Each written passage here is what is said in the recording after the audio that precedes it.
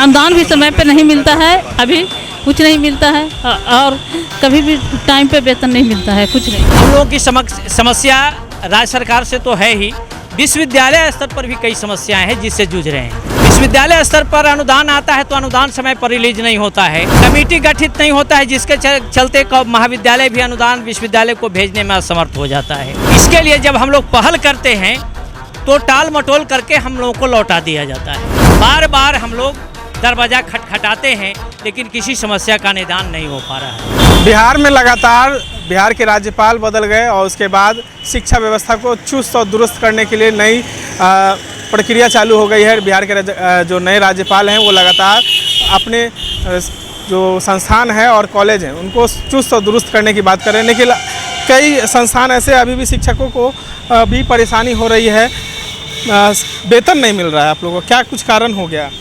हाँ, हम लोग को अनुदान भी समय पे नहीं मिलता है, अभी कुछ नहीं मिलता है और कभी भी टाइम पे वेतन नहीं मिलता है, कुछ नहीं। क्या कुछ कारण हो गया है सर? आप लोग फिर से आज सड़क पे उतर गए हैं, टीचर पढ़ाने के लिए होते हैं और सड़क पे नहीं उतरते। हम लोग जो है वित्त रहित या अनुदानित शिक्षक के रूप में हैं।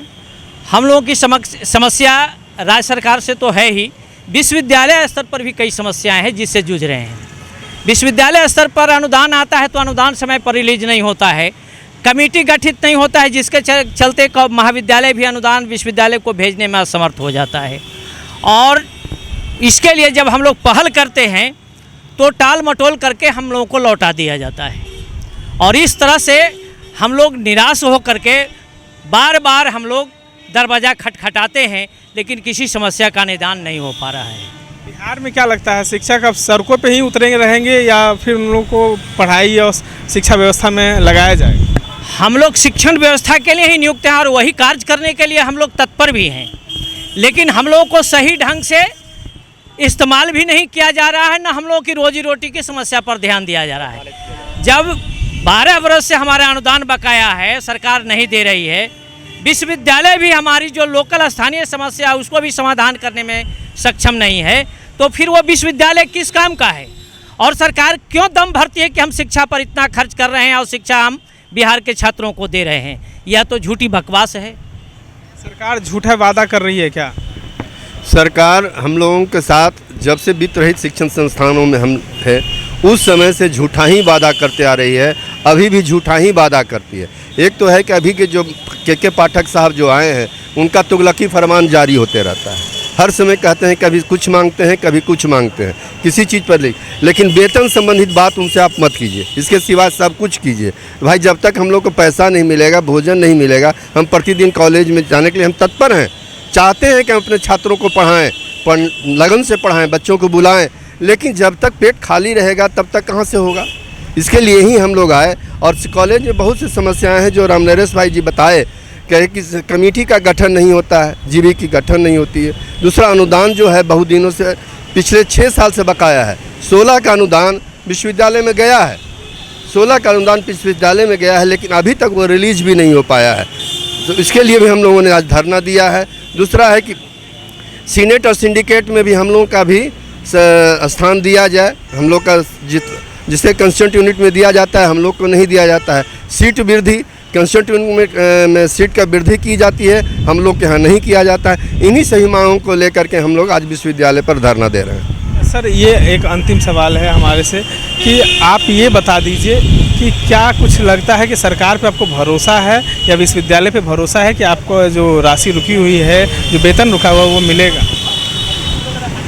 भरोसा तो रखते हैं हम लोग, लेकिन नहीं मिलने से निराशा भी हम लोगों में व्याप्त है कि आगे क्या होगा हम लोग कुछ नहीं समझ पा रहे हैं। आगे क्या कुछ कीजिएगा अगर नहीं होती है? अगर ऐसा हम लोगों की मांगे नहीं अगर पूरी हुई या हम लोगों की वाजिब समस्या का हल नहीं हुआ तो हम लोग सड़कों पर उतरेंगे।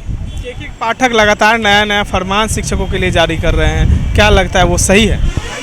उनके द्वारा यह किया गया फरमान शिक्षा के लिए जो पहल कर रहे हैं अच्छी बात है, लेकिन एक तरफा पहल कर रहे हैं, काम लेने का पहल कर रहे हैं, लेकिन मजदूरी दिलाने के लिए कोई पहल नहीं कर रहे हैं। यह उनका निगेटिव पहल है। सही बोल रहे हैं?